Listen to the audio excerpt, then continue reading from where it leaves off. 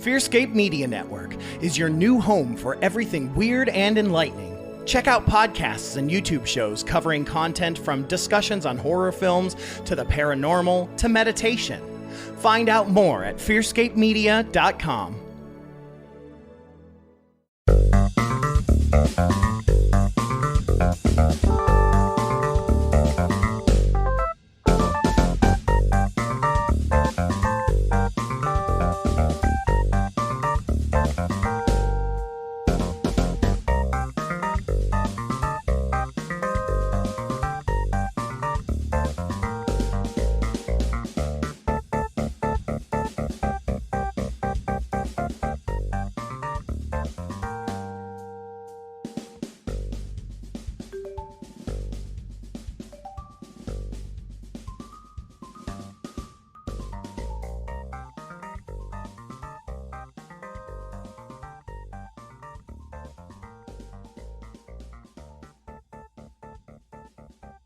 Hey, what's up, party people?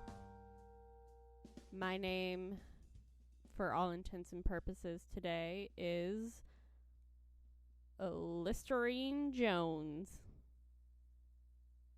You heard me. Now, today, on tap, I have got some lovely Four Roses bourbon. It's delicious and one of my favorites. I made an emotional impulse buy around Derby because I was feeling a little nostalgic, not quite homesick, but Derby's a fun as hell time if you're from Kentucky. So, Four Roses it is. Now, today's topic, I actually reached out to my circle and asked if they would do a Q&A episode with me and come up with some topics that we could answer together. But I overwhelmingly had a ridiculous amount of people ask me to talk about one particular topic, so I figured I'd just make that the topic of today's episode, and that is ADHD. And when I say overwhelming, I mean 4 people asked me to talk about a particular topic, and 3 of them were about ADHD. So, you know, when 75% of your listener base wants to hear you talk about ADHD, then fuck it. Let's do a whole episode regarding it and not just one answered question. And Brandon, I will get around to your outlier question at a later date. I did not forget. I have it noted, and I will do a full episode devoted to all the new and interesting topics popping up in psychology today. That just requires a little more preparation. And as we all know, my preparation for these episodes is ridiculously minimal. Okay, so jumping right in, I want to talk about the diagnosis itself. The DSM, or the Diagnostic and Statistic Manual of Mental Disorders, is constantly changing. There are so many revisions, and we are on the 5th edition currently, and who knows when the next, 5th edition, first revision will pop out. But the more we learn about the brain, the more we are reevaluating how we diagnose people with certain mental disorders. Honestly, I'm not even a fucking fan of diagnosis. I mean, I love it because it kind of helps you. Oh, God, it's a fucking love-hate relationship. If you know your diagnosis, then it helps you realize what you can do to help yourself. So if you can put a name to something you're experiencing, it helps you feel like you're not alone, that there are ways you could cope with it. But also, if you put a label on yourself, you might be able to use that as an excuse to not try and just blame that as, a reason you're not able to do something. So it's kind of a weird thing being diagnosed with any kind of mental health disorder, because like a double-edged sword. It could be a good thing or a bad thing depending on your mindset toward it. So I guess that also describes anything in life, so fuck it, let's talk about ADHD. So the diagnosis itself used to be two different things. There was ADD and ADHD. And ADD, attention deficit disorder, was supposed to encompass the inattentive aspect of ADHD, while ADHD was attention deficit hyperactivity disorder that encompassed the hyperactivity and impulsive side of the disorder. But with the new revisions, they're both just called ADHD, attention deficit hyperactivity disorder, and you're either inattentive type or hyperactive and impulsive type or combination type. So there are different ways to be ADHD. Let's delve into it. So to get an inattentive ADHD diagnosis, there are like 9 symptoms that they list, and you have to exhibit at least 6 of them. And these 6 have So you have to have exhibited at least a few of them before age 12. Now, a lot of people don't get diagnosed with ADHD until they're adults.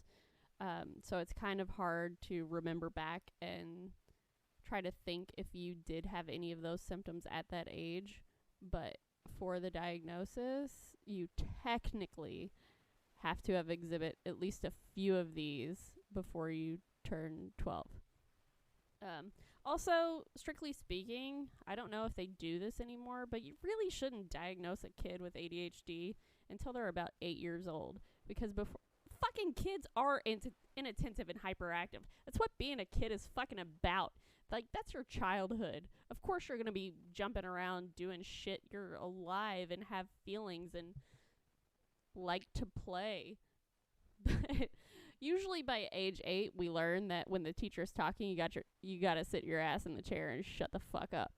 So if you haven't learned it by that point, then maybe there's a chance that you're inattentive or just hyperactive and cannot control your physicality.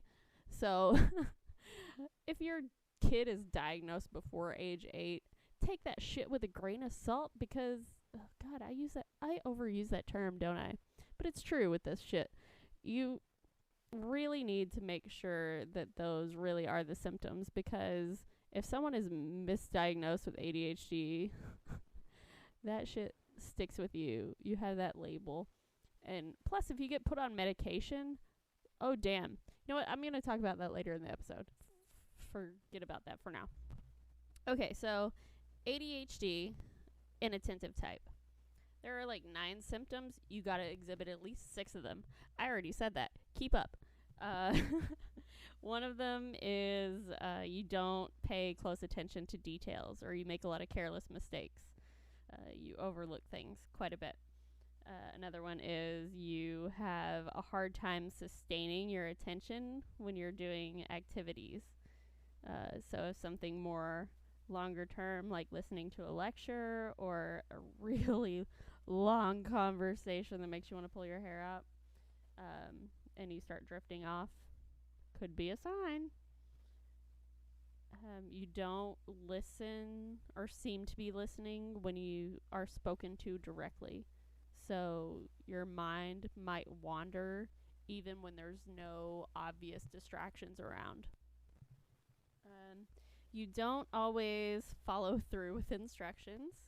You might not finish an activity like schoolwork, chores, or something you're supposed to do at work.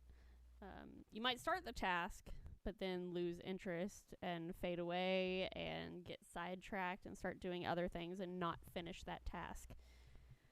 You have a hard time organizing yourself.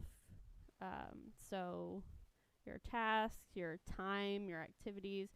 You could have a very messy workplace or poor time management.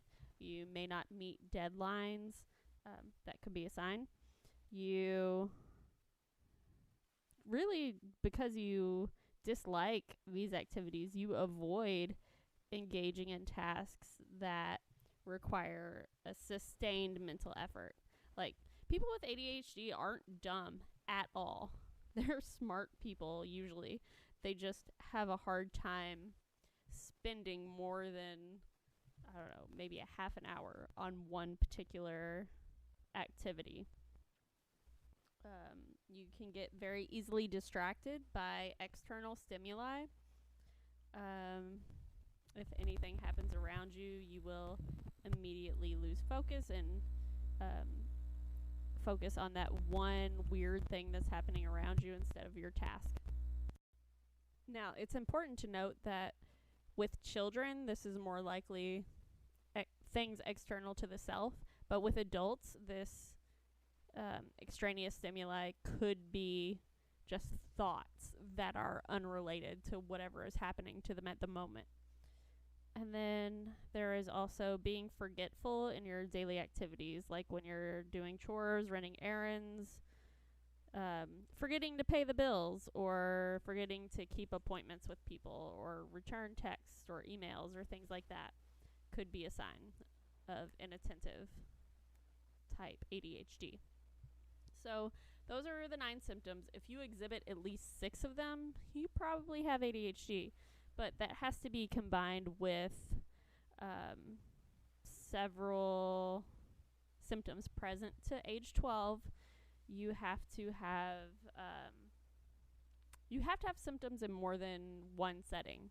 Like, if all of those are present at school, but you don't act that way at home, then you probably don't have ADHD. You just fucking hate school.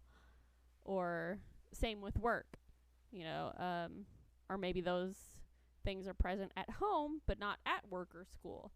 So it needs to be present in more than one location and instance. And there also needs to be evidence that it interferes with your daily life and your normal functioning. And it has to not be better explained by some other mental health disorder, because there are things that cause the executive dysfunctioning that you experience during ADHD. And I will talk a little bit more about executive dysfunction later. But sometimes these symptoms, maybe if you don't have 6 out of 9, maybe you have 3 or 4 out of 9, but you have other symptoms as well, it might fit better with another mental health disorder like anxiety, which with all the racing thoughts associated with that, could be misdiagnosed as inattentive ADHD. Hyperactive ADHD has slightly different criteria, and they look a little bit like fidgeting or tapping your hands or squirming in your seat or all those little movements that you see people do. It could be leaving your seat or moving around in situations where you should not be moving around. Like, if you're sitting in a board meeting and you weirdly have an urge to get up and move around, maybe you do have ADHD. Hyperactive or impulsive type. You run around or climb in situations where it's inappropriate. You're not able to engage in leisure activities quietly. Like, you can't really sit and read a book. And even if you do, maybe you read it out loud or something like that. You need to be moving, playing, doing active things. You're often on the go. People might describe you as being driven by a motor. You're not able to sit still for an extended time, like in restaurants or meetings, or people might just describe you as being very restless. You might talk excessively, and part of that might be another symptom, which is like interrupting other people and butting in, trying to finish their sentences for them, things like that. or you could blurt out an answer to an answer before the question's even been completed. And I'm not talking about trying to get a leg up in Jeopardy. I'm talking about, like, just making other people feel bad by interrupting them or trying to cut them off because you feel like you know the answer. So those are all the symptoms of the hyperactive ADHD type. And with this, adults don't exhibit those hyperactive symptoms as often as children do. So when people aren't diagnosed quickly, when they're diagnosed later in adulthood, it's usually with the inattentive type. So the big thing recently has been people who talk about executive dysfunction. Now, executive dysfunction is a fun little phrase. It's newer, but it basically means everything that your brain does to complete a task or interact with other people, or just skills that you have in general, like planning and organizing things, just concentrating, being focused mentally, remembering little details, multitasking, and managing your time. Now, fuck this. I know people say that multitasking doesn't exist. Maybe it doesn't. But at most, like, you're bouncing back and forth between several different ideas at a time. You're not fixating on two simultaneously. You're just fixating on one for 1.3 seconds and then moving on to the other thought for 3.2 seconds, and back and forth and back and forth. So maybe it's not multitasking. Maybe it's just doing multiple tasks at one general time frame. But that's kind of what people with ADHD do a lot. So those are your executive functions. And what executive dysfunction looks like is not being able to control your emotions or impulses. You have a hard time listening, paying attention. You have issues with short-term memory or multitasking or balancing things. Because you don't have much inhibition, you take place in a lot of maybe socially inappropriate behavior, like butting into people when they're talking or things like that. You don't learn lessons from the past because your brain moves on too quickly, and you have a hard time solving problems or learning new information. Again, because your brain is moving too fast to really comprehend what's actually happening. Oh my god, I'm describing me. Shit. Is it possible I have undiagnosed ADHD? Maybe. I feel a lot of solidarity with people that have ADHD. I feel like I've experienced a lot of this, especially the drifting off when people are talking to me, or, making careless mistakes, little things.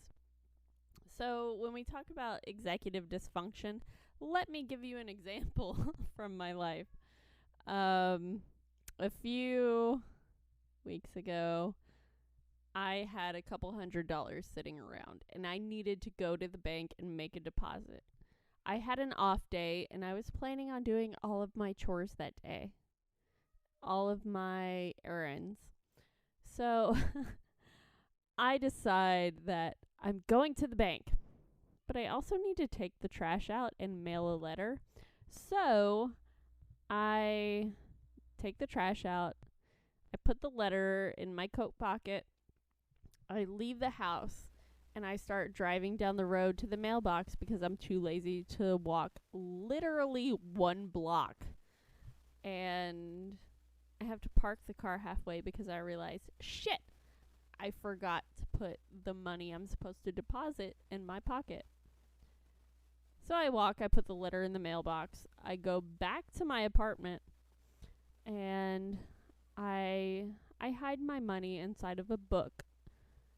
I take the book down, I put it on the table. But I have to use the bathroom, so I go to use the bathroom. And somewhere in the process of this, I've hit my knuckle on something, which had a cat scratch on it, which started bleeding again.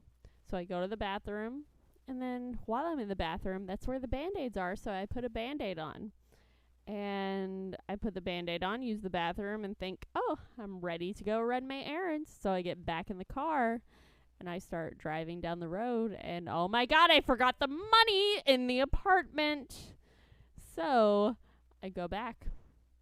I park. I go back up to my apartment.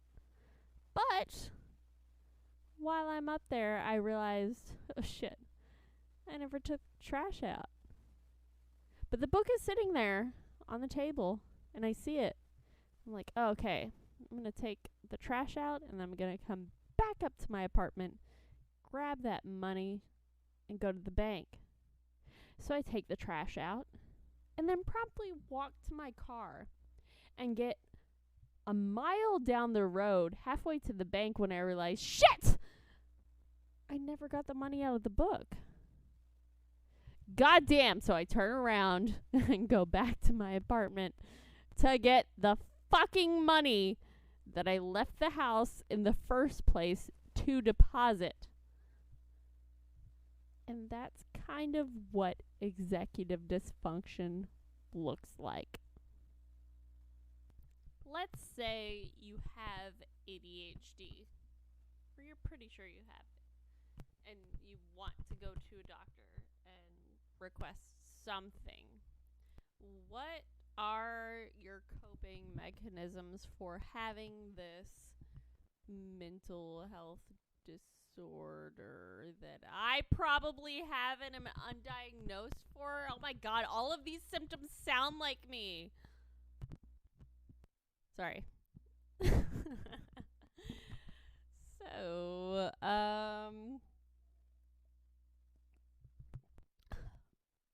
whew. Neat is rough sometimes. So if you think that this is you, or you already know that you have ADHD and you're not happy with what you're doing, whatever it is, some options for treatment may include medication. Let's start with that. So, if any of you listened to episode 4? Episode 4 of my podcast, in which I got fucking weird and just talked about neurotransmitters for a little while, this might make sense to you. If not, go watch that video I put on YouTube and Instagram of me drawing pictures and then not adequately showing you the processes. Because I get drunk and don't know how to do things.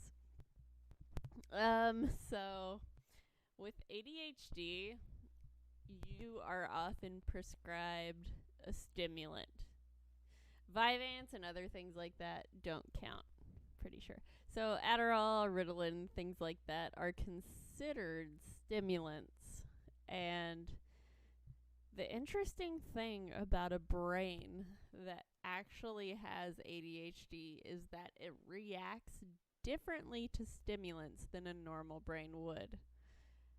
So basically, in a brain with ADHD, and I described this a little bit in episode 4 about how the synapses that control the neurotransmitter regulation operate.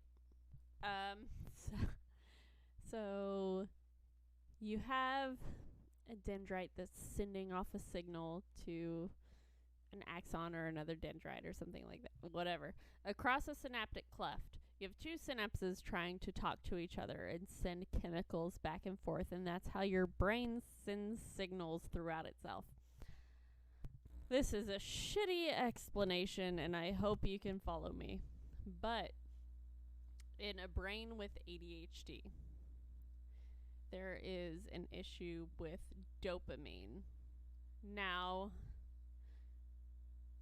dopamine can be released at a normal level, but the problem with brains with ADHD is that the synapse that releases the ADHD can sometimes get greedy and try to eat it all back up Pac-Man style and save it for later. But your brain needs a certain amount of dopamine to function. So those chemicals need to travel across the synaptic cleft from one synapse to another to create a chemical to push dopamine out into your system to say, hey, I'm happy, I can do these tasks, I can focus on what you're saying, I can control my prefrontal cortex to some degree. The problem with ADHD is that a lot of the times, even though the dopamine neurotransmitters are released, they get sucked back up into where they came from, and they don't make it to where they were supposed to go. Which is why a lot of stimulants like Adderall and Ritalin will help either produce more dopamine and release more dopamine, or allow your synapses to not be greedy, to not take those chemicals that they release back up into themselves, and to let them go where they need to go. They don't need to be used for later. Your brain needs them right now. So what stimulants like Adderall and Ritalin can do is to help you stop those greedy synapses from taking your neurotransmitters back to where they came from, and to just allow them to go where they need to go. And that should help your focus and your clarity and everything else that's associated with executive functioning. This is also why stimulants can affect people without ADHD. So if you have a false diagnosis of ADHD, your brain literally works in a different way. Your brain chemistry is entirely different.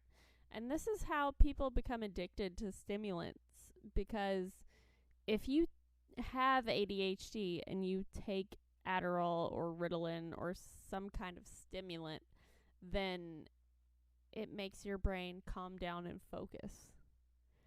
It helps you feel okay. But if you don't have ADHD and you take Adderall or Ritalin, like all those dumbass bitches that are trying to finish school projects and they're like, I can't do it on my own. I need help from a substance because I don't have the emotional capacity, because my anxiety is getting in the way of just me believing in myself. Then you're going to have some problems. Because if your brain is not wired to have ADHD, but you introduce stimulants into your system, then you're going to have a much different reaction than those people.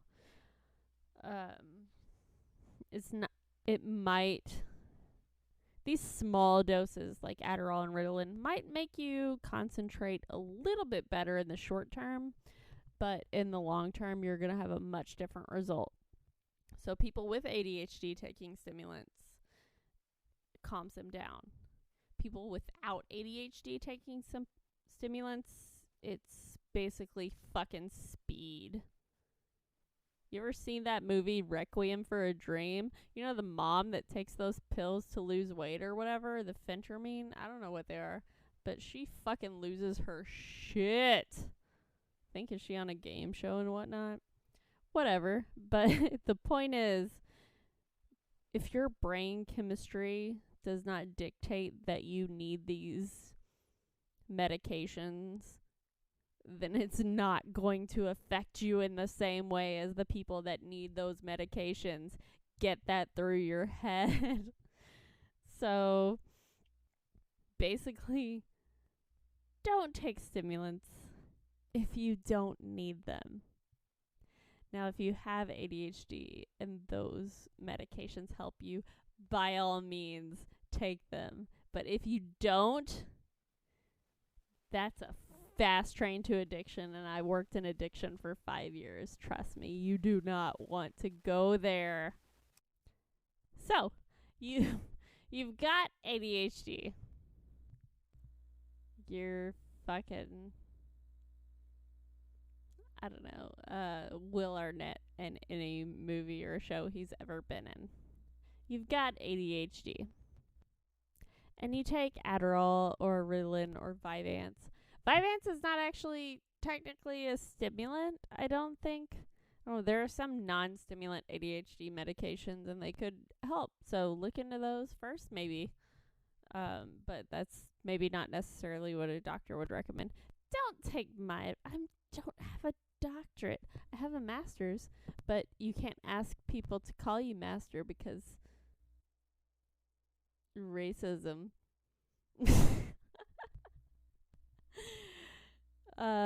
But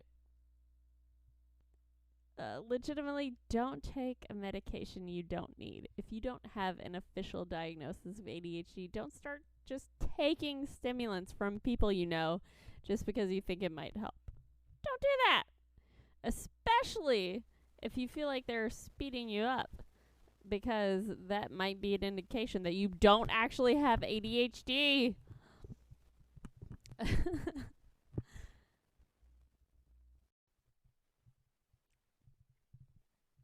Oh my god. Whew. Neat bourbon is strong. Okay, so for all of the adults out there, because I'm assuming no one is letting their child listen to this shit, but if you have all of these symptoms, or a good handful of them, and you think that it might be for you, maybe you need to get evaluated. Maybe you need medication, whatever.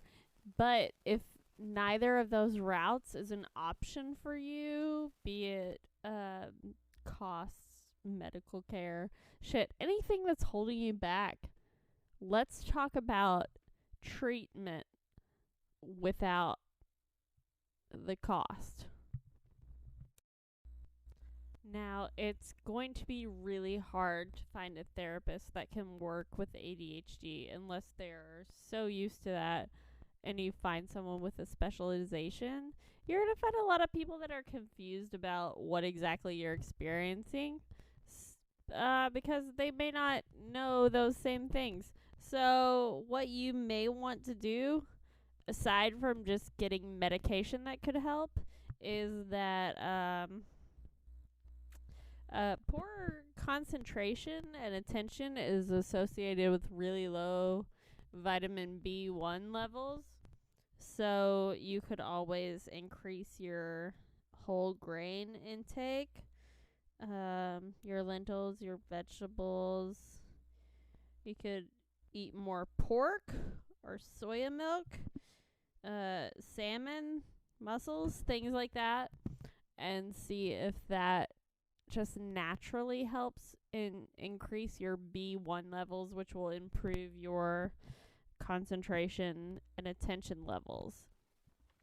Otherwise, I mean, medication is really the best route, but I mean, that natural route can help a little bit, as well as talk therapy. You could always kind of plan out with someone what your week will look like so you can manage your time and work on doing that on your own so you can figure out a way to fit it easily into your life. Your ADHD brain is not broken. It's not. It just works on a different frequency than the rest of the brains. And I think that if you find a way to operate on that frequency, you'll be just fine. So figure out a way to create some sort of consistency in your life, whatever that may be. Maybe it's a morning workout. Maybe it is a check-in with an accountability buddy. Maybe it is talking to your therapist every week or every month to make sure that you're following through with every action plan you've decided to implement. Whatever it is, follow through on it. Because one of the biggest things with ADHD is that a lot of people that are not diagnosed in childhood are diagnosed in adulthood. And what those adulthood diagnoses often show is some kind of inattention to the details or a hard time recognizing the little things. And fuck, I have not officially been diagnosed with ADHD, but I notice myself often getting gung-ho about certain things and pushing them forward even though I haven't checked all of the criteria, and sometimes that causes certain issues because I need to check all of those things before I send anything forward. But that's something you would normally do if you didn't have ADHD. Fuck! Now I gotta talk to a doctor or something and try to make sure that I don't have any kind of mental health disorder. I'm a monster. No, I'm not. You're all normal and I love you and I fucking can't wait to meet you. If I don't know you, if I do know you, I can't wait to see you again. Goddamn pandemic! Anyway, the point is, in this episode, I think that information is vital. I think we all sometimes exhibit symptoms of ADHD, depending on the level of stress in our lives and the things going on around us. But that doesn't mean we have the diagnoses of ADHD, inattentive or hyperactive and impulsive. But if all of the things I mentioned previously ring true to you, maybe you do and should talk to someone. And if it doesn't ring true, but some of the symptoms seem kind of, I don't know, like things you experience regularly, like me, maybe we can find a way to cope with these things. Maybe I can do an episode later about that. Good luck! I didn't do a lot of jokes in this one because there was a lot of information. Plus, I'm not super jokey today. Maybe it depends on what I'm drinking. Either way, this bourbon was delicious. 4 Roses, everyone. Give it a swig. This has been... the shit is the name of this again? Wishful drinking and binge thinking as part of Fearscape Media Network. Check out some of the other podcasts. They're actually pretty cool. I like them a lot. All 7 of you. Alright, peace!